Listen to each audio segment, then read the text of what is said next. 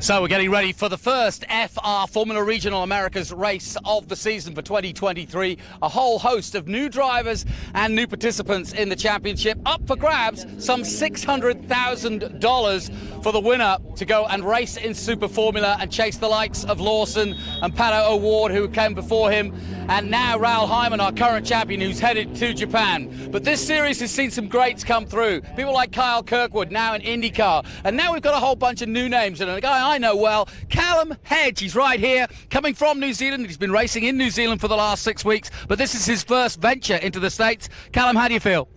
Yeah, good, Jonathan. I'm about to go car racing, and we'll see how we go. All right, what do you think? What do you think of America? It's a bit different to little old New Zealand. The population's a bit bigger, the culture's a bit different, and the racing's a bit different as well. But absorbing it all, going as best as we can, and hopefully we go a bit better in the race. All right, give it full jandle, as they say down there. We'll be watching Callum Hedge. They're watching live in New Zealand, so welcome New Zealand and Australia. Next to him, Cooper Beckland, coming back for another season of racing. Here's a good story. How about this? Nick Persing was in the last race. Nick, how you holding up? You were in the last Radical race. I'm pretty good. You know, I've been working out harder than I ever have because I knew this race was going to be a tough one, but I'm feeling good. I'm ready to go. Front row, just focus on a good start, and hopefully we can drive away with the win. Do you feel like this season could be yours? Yeah, I do. We'll see what it has to offer, but you know, still figuring a couple things out, but I definitely feel like I got a shot at the championship this season. All right, well, watch out for Nick Persing. He's in the number 29. But the big news for the day has to be this man, Ryan Sheehan. He is from Austin, Texas. As an 8-year-old, he went to COTA, fell in love with motorsport. He's never looked back. He, too, has been racing down in New Zealand. So it's obviously been working out, the practice you've been doing down under, because you're pole today. Yeah, it's helped a lot racing in New Zealand. We had some mega pace in qualifying, so hopefully we can translate that to a race win. But this is your first FR America's race, so not bad to be on pole, huh? Yeah, not bad. All right, can you do it, though? Yeah, I think so. All right, watch out for Ryan Sheehan. He's going for it right from the get-go. He's in the number 66. As you can see, they're starting the engine, so I'll get out of the way, and let's go racing.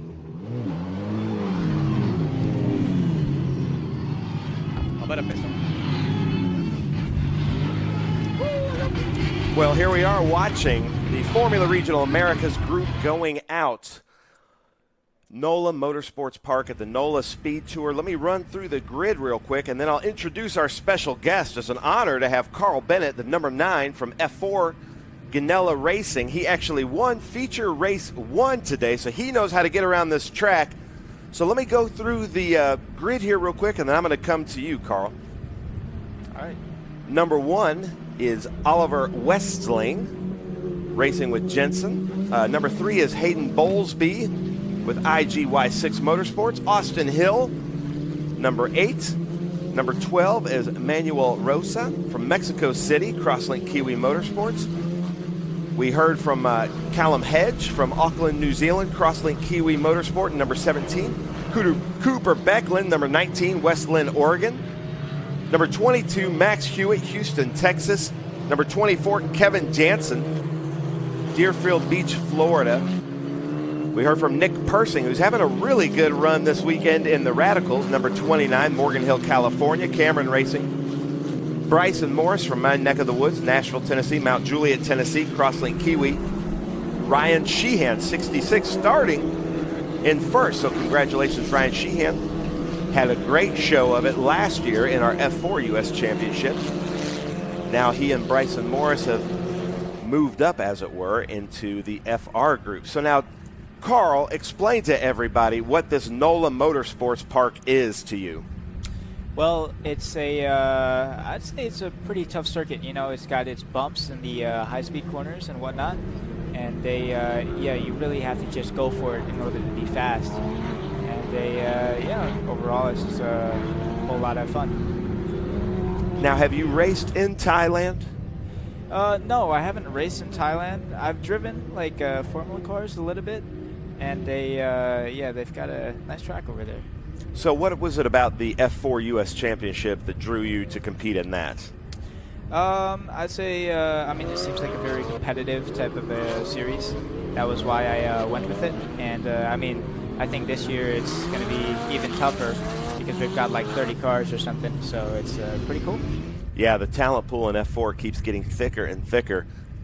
And now when you're on this formation lap and you're coming to grid up on this front straight and you're looking for the lights, what's your heart doing? What are you telling yourself? What are you concentrating on? Really, I'm just looking at the lights and making sure to just do what I know. And yeah, you know, you can feel like your everything kind of slows down, everything kind of stops. But yeah, as soon as it's go time, you just do what you know. Yeah, I love it. Well, we had a great grid walk from Jonathan Green, who's going to be joining us here in a little bit. Carl Bennett, the number 9 F4 Ganella Racing, won the feature race 1. So Jonathan, I don't know how you got up here so quick, but you're excited. I know you're a friend from New Zealand's in this race. And Oh, I'm loving this. This is what it's all about. Got Carl Bennett here. He should be able to tell us exactly what's going on out there. And like I said, Ryan Sheehan from Austin, Texas, my hometown, on the pole. Still moving into position, though. Thanks to Ben bringing us in. We'll be hearing from F4 driver Carl Bennett as the race goes on. But a small field, but a great chance. 600 grand to be won by Honda to go Super Formula Racing. That's what Raul Hyman won last year. On go the red lights, up go the revs. We are racing at NOLA for round 1 of the FR Championship. Away goes Ryan Sheehan, covering his position from the pole. Nick Persing, who was in the last race, funnily enough in Radical, says he's been working out. He certainly knows the track. He's been out there most of the day. But a good clean start. And Carl, what's the key to racing here at NOLA? Because it's tough out there. I mean, there's not a lot of places to overtake, and it's bumpy. Yeah, you really just want to make sure you're on the limit as soon as you get off the line. It's going to be real tricky because the tires aren't up to temp, but you really just want to make sure you have every single bit of time, you know, just going as fast as you can, really. Good start from Ryan Sheehan. He's pulling away from the pack already, and they won't want to let him do this because Ryan, well known for his metronomic way of racing. He just goes about it, group after group. Good start from Callum Hedge. Hit a bit of dirt there, but he's made up a place. He's up to 3rd place now, is the Kiwi. Runner-up in the Toyota Racing Series down in New Zealand just 5 weeks ago. A former champion in 86 and in lower formula. And will be racing, in fact, for Earl Bamber in Porsche as well this season. So he's already done 1 season. He's starting another one now, and he's going to do a 3rd one before he's done with the month. Pretty impressive stuff. So these guys like racing. Nick Persing doing 2 races in 1 day. Callum Hedge doing 3 seasons in one season. And one thing I just love about these series with F4 and FR is just seat time. You know, if Yeah. you're really trying to develop drivers, Scott Goodyear, you just can't find a better driver coach, driver development person than Scott Goodyear. We go side by side. Number 39 and the 3 go at it. Yeah, that's Bryson good. Morris and Hayden Bowlesby from New Orleans hit tire to tire. Yeah, Hayden Bowlesby came up and did a commentary with me earlier today, so he has got his tail up. He's been 3 years in Formula 4, and this is his 2nd run at FR, so really looking forward to this. Listen, it's wheel-to-wheel action, great stuff. And Callum Hedge learning how America goes for the first time, and he's up against returning driver Oliver Westling from California for Jensen Racing. But it is Sheehan, Persing, Hedge, Becklin, Westling, Morris, Bowlesby, Rosa from Mexico City, Rosa, as is rightly pronounced, Hewitt from Houston, Texas, Jansen and Hill. That's your lineup. Well, Carl, what are you seeing out there? Because I saw you reach for the brakes with your foot there, and you kind of got really into it. So what are you seeing from a driver perspective? Well, I just wanted to mention, I mean, man, I can feel how loose the cars are out there. Yeah. Like, I saw that Jensen really kicking a little oversteer there, so I guess maybe my feet kind of just went by itself. But, yeah. No, it's good. You live it, mate. How grippy is the track? Because it doesn't get used as much as some tracks do, and there's a lot of track days here and a lot of tough weather as well. I have a feeling the grip isn't as good as last year.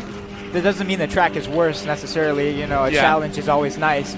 But our times in qualifying are slower than last year's times anyways. So yeah, the grip I think is pretty interesting, and it's been changing, so adapting is important.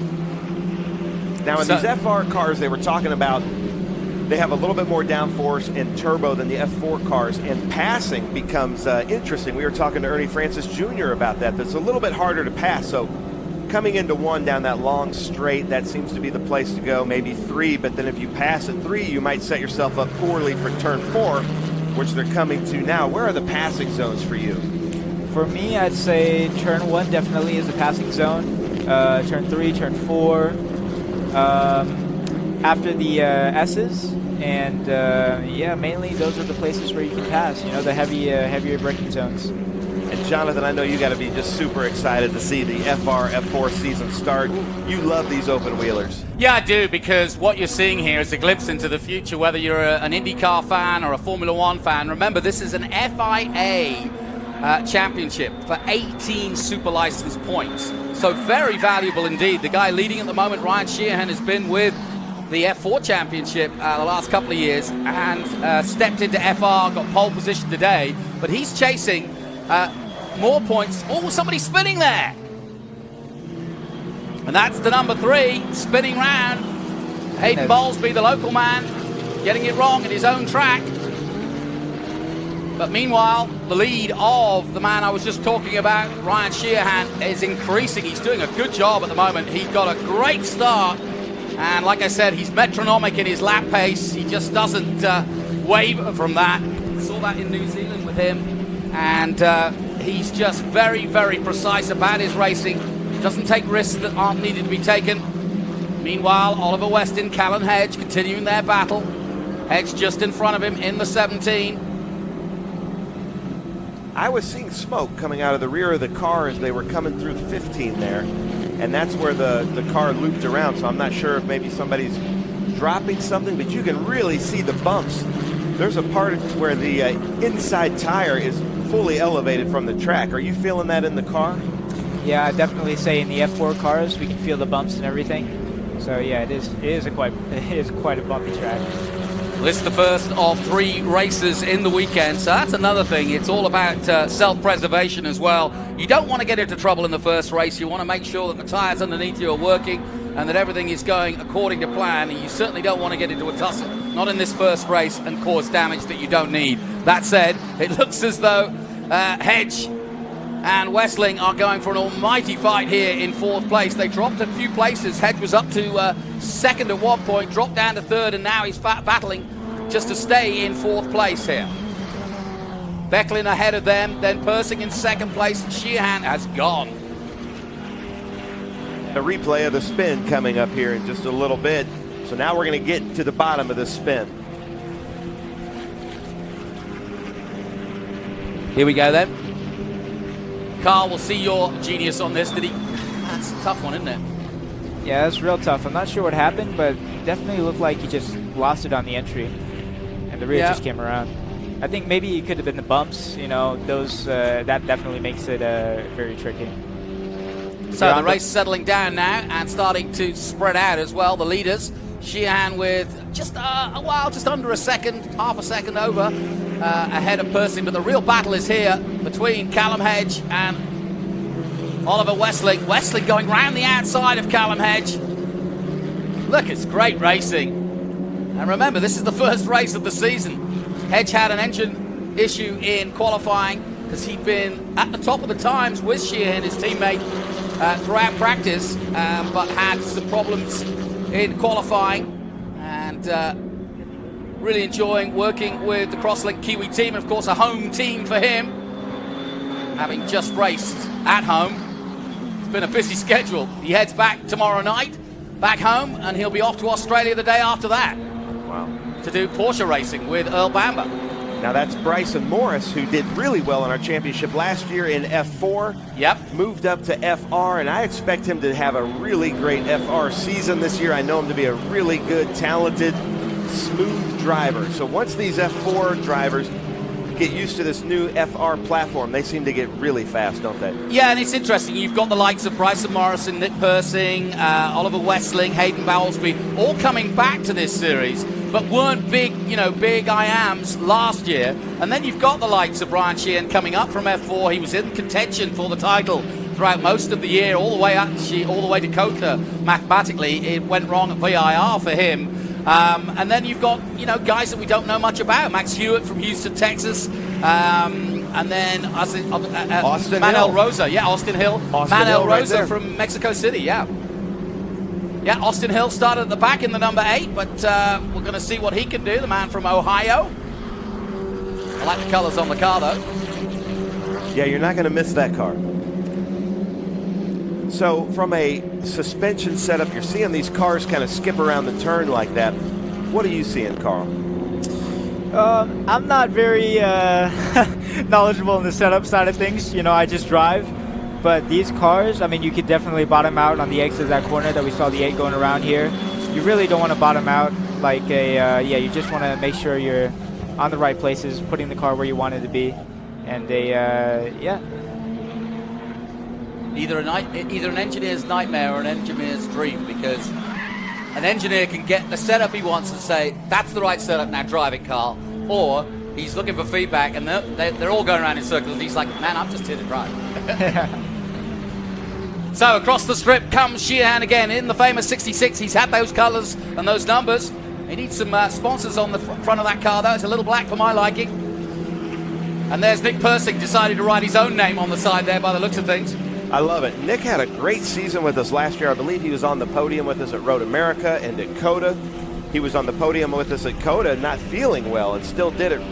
Still had a fantastic race. So looking for big things from Nick Persing, and we're seeing going right from a Radical into this FR. He is in it to really get as much seat time as possible. Yeah, it must be a completely different car. As you heard it when I was talking to him on the grid, he was saying, I've had to really work out because I knew I'd hit this situation. He literally didn't get to the podium. That's how much time he had. He had to miss the podium to get to his car to get out there. But yeah, he's a great character, and I wish him well. And you heard I asked him whether it was his season, because he's another one that's returning and looking to make this a big season. And there is a lot on offer for these guys. And don't think for 1 minute that the IndyCar teams and the FIA F3 teams and the teams around the world who are watching this on the live streams aren't looking for young talent to put in their cars. And this is where they look.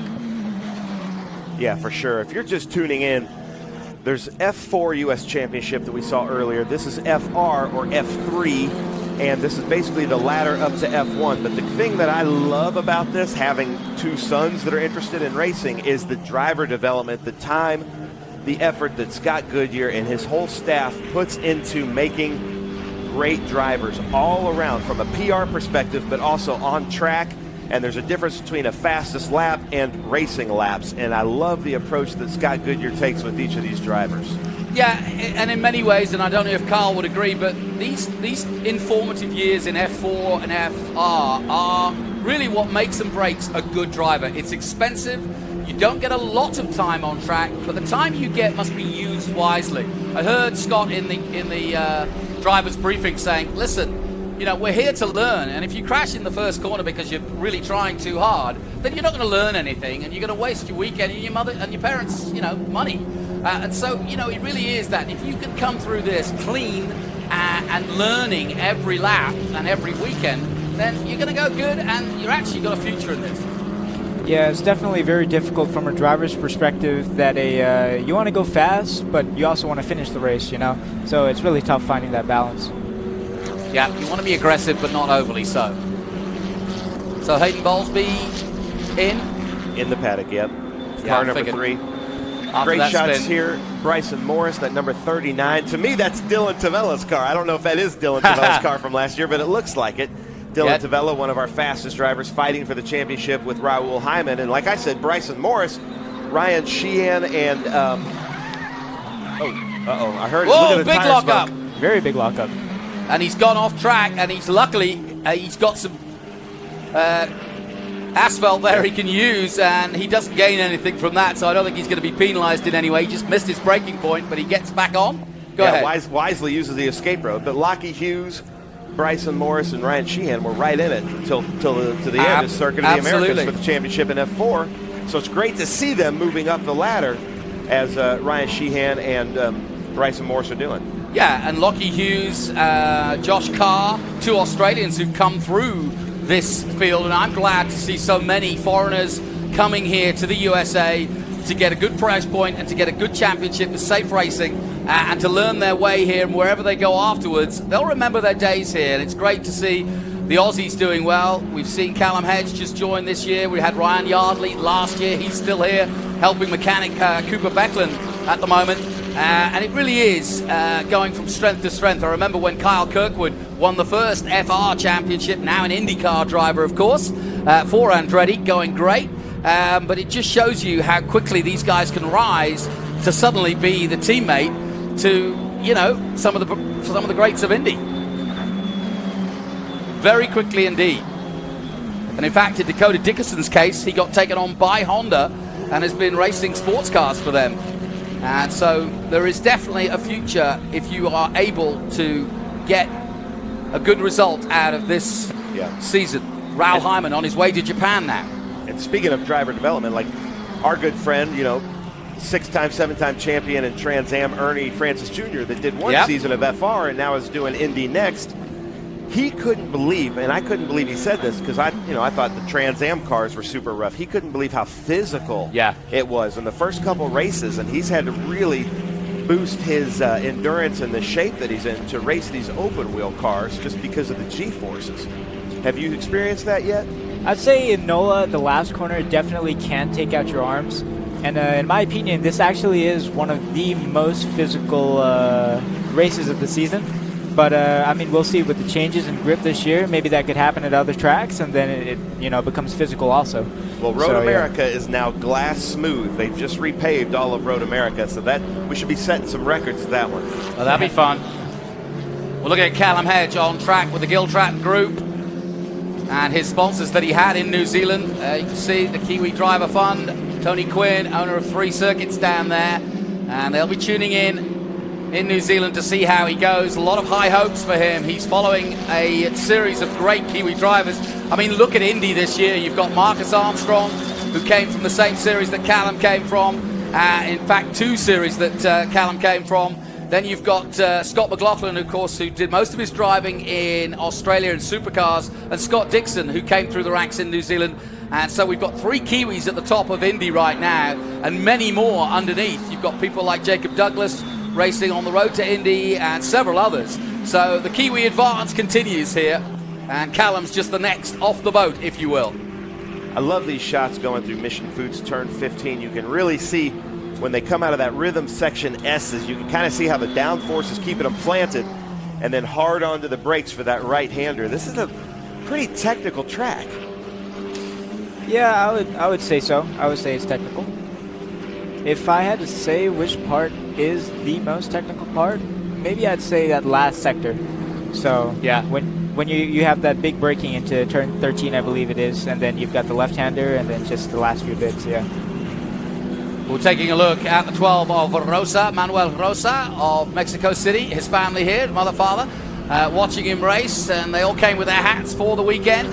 And he was telling me about the Mexican scene, saying that basically, unless you sort of get out of the NICAM or NACAM series, the F4, and move away from Mexico, really your single-seater options are totally limited in Mexico. And of course, he's trying to follow in the footsteps of a Pato Award and many others to see what he can do. And he's just a teenager, so this is the right time to come. And we wish him well. His first outing in the number 12.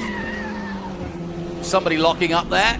Yeah. By the way, we've hardly seen Sheehan, but we shouldn't, because he's 1 seconds up the road at the moment. And when you're having an easy time of it, or at least dominating the race, you don't get a lot of TV time because we're always looking for the battles. So Sheehan controlling this race from Nick Persing. The gap already quite a mountain to climb for Persing and Becklin in 3rd place. 2.5 seconds at the moment. There is Persing in 2nd. Whoa. Look at his hands. He's way off wide there. Whoa. He was fighting that up his fronts. Nick Persing side by side. Yep, Cooper Becklin will take advantage of that. Thank you very much. Nick Persing making a big mistake there, and the battle's on, and this is only going to play into Ryan Sheehan's hands. Originally from Horseshoe Bay, the Austin Texan. Cooper Becklin was with us last year and had a great outing with us at Dakota last year, but did a lot of the races in the season, so it's great to have him back. But speaking of the season and the championship, Carl Bennett, you couldn't be in a better seat right now than winning the first race. So now approaching for a championship, what's your approach into race 2 and 3 of this weekend? Just replicate what I did in race 1, really. There you go. That's the answer. Yeah. How do you feel? What are your ambitions? What would you like to do in five years from now? Where would you like to see yourself? I mean, any professional racing is real nice. I'd say my main aim at the moment is Formula 1. Yep. But yeah, just something that I can do professionally. Who's your man in Formula 1? Who do you look up to? Well, it's got to be Albon, right?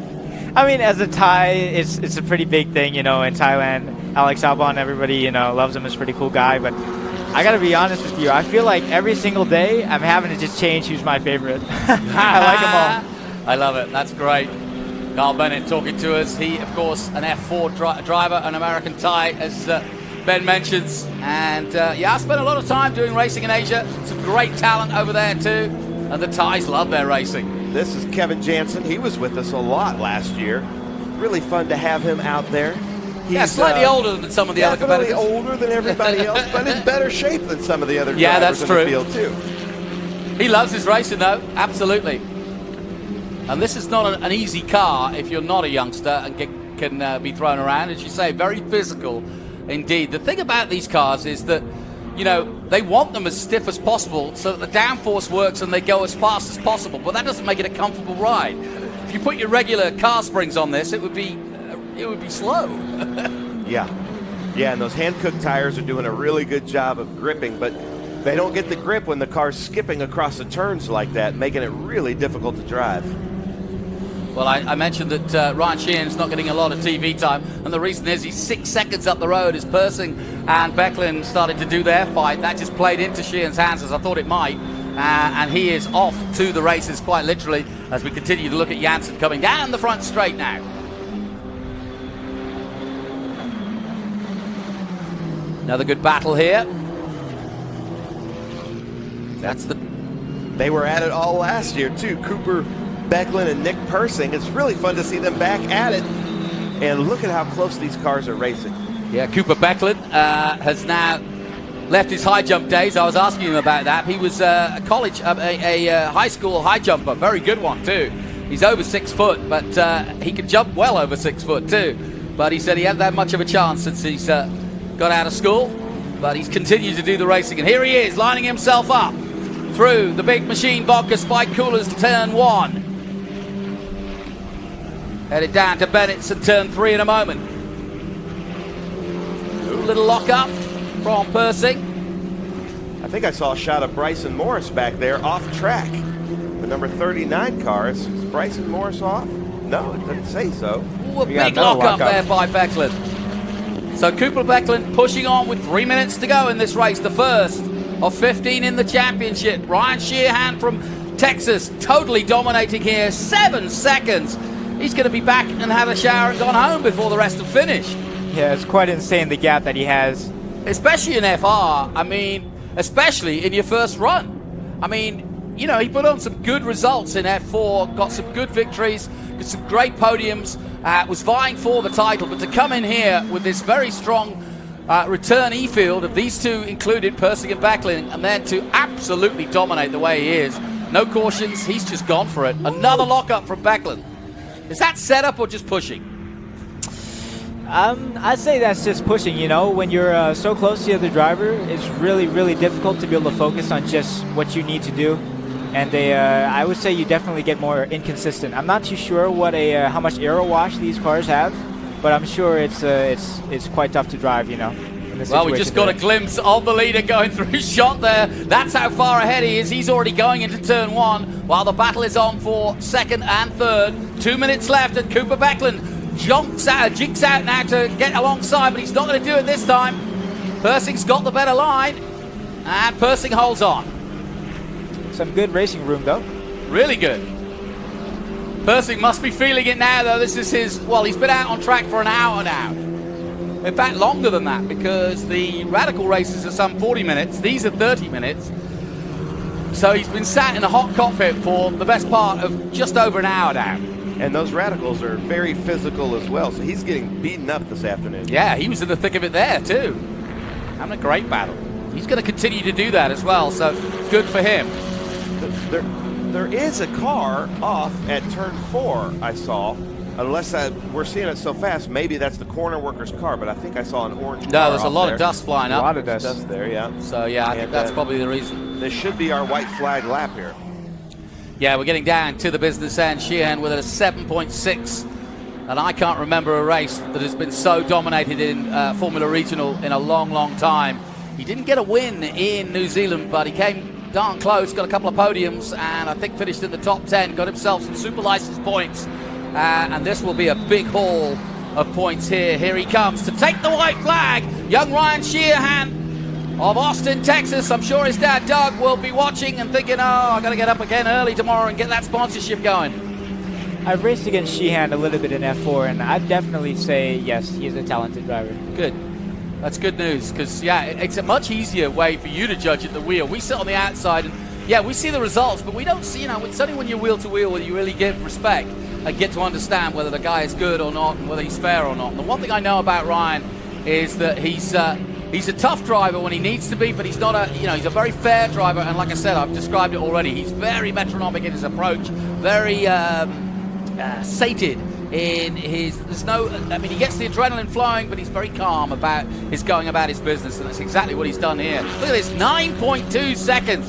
This is a record in terms of my mind, in terms of Formula Regional, especially for a debut. Absolutely impressive.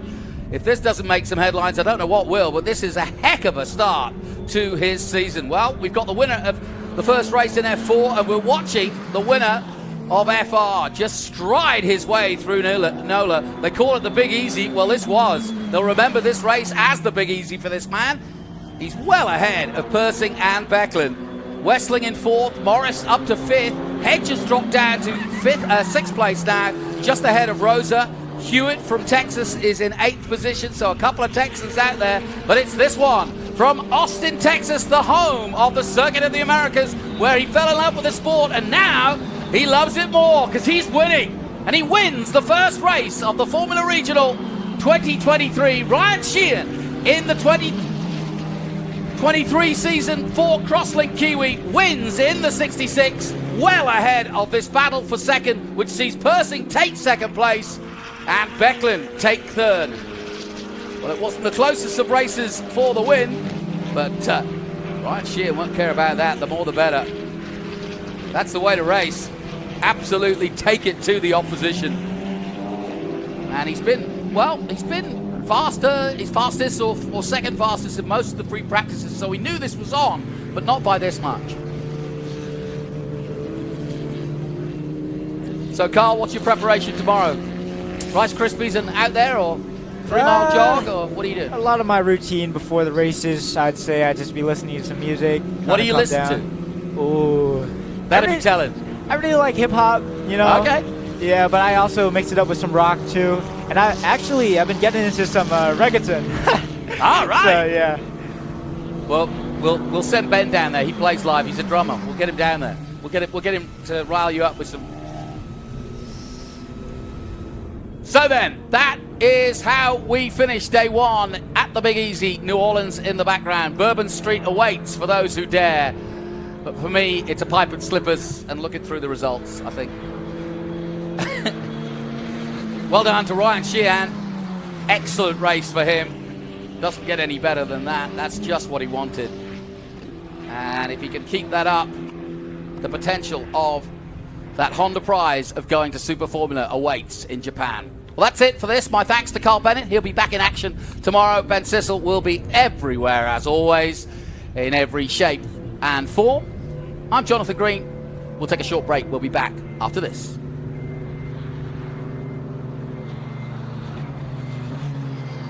Why not? We'll leave you with those thoughts. My thanks once again to Ben Sissel.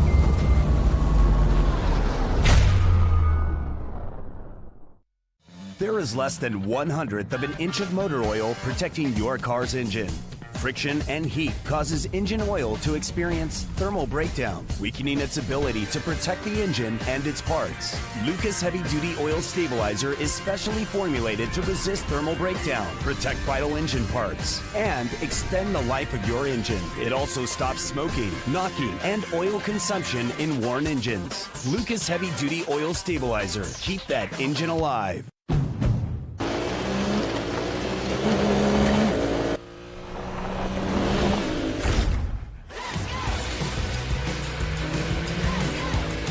Everything in our garage is inspired by our racing spirit.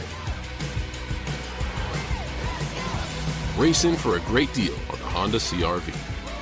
Only at the Honda Dream Garage Spring Event.